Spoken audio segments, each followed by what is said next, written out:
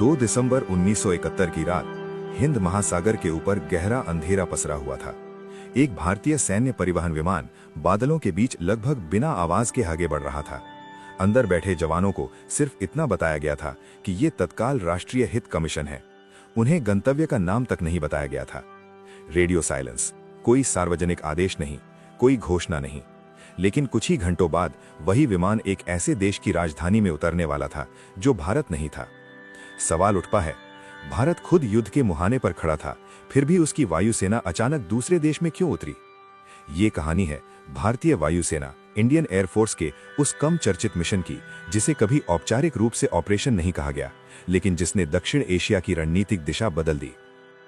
साल 1971, पूरा उपमहाद्वीप उथल-पुथल में था।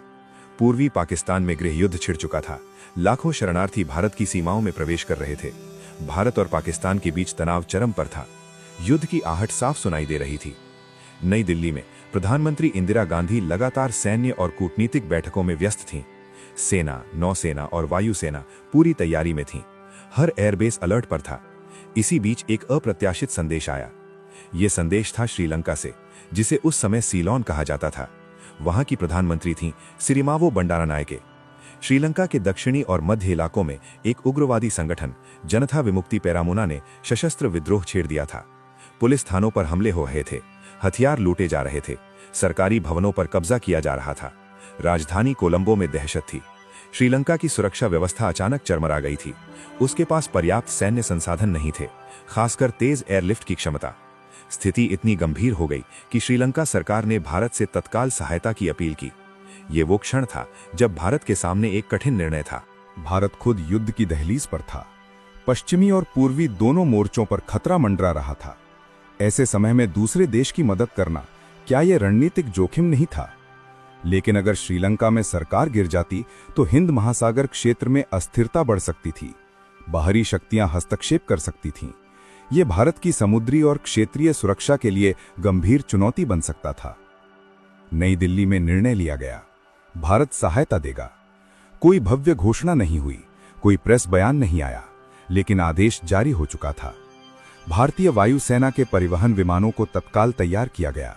सैनिकों और आवश्यक सैन्य सामग्री को तेजी से लादा गया। रात के अंधेरे में विमान ने उड़ान भरी। ये कोई आक्रमण नहीं था, ये एक सीमित और त्वरित सहायता मिशन था। उद्देश्य था श्रीलंका सरकार को स्थिरता बहाल करने में मदद देना।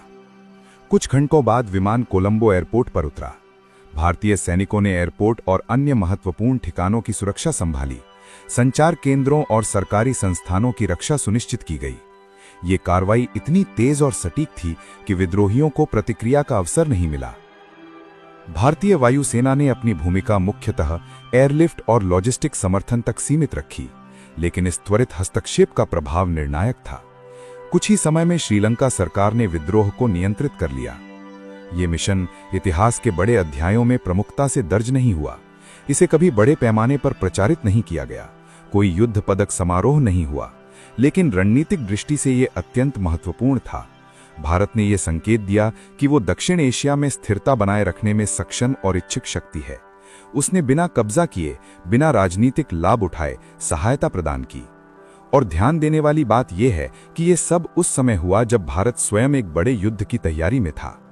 3 दिसंबर 1971 को पाकिस्तान ने भारत पर हवाई हमला किया। आधिकारिक रूप से युद्ध शुरू हो गया।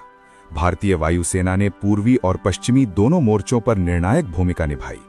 पूर्वी मोर्चे पर उसने शीघ्र हवाई प्रभुत्व स्थापित किया। सैनिकों की तेज आवाजाही और सटीक हमलों ने युद्ध की दिशा बदल दी।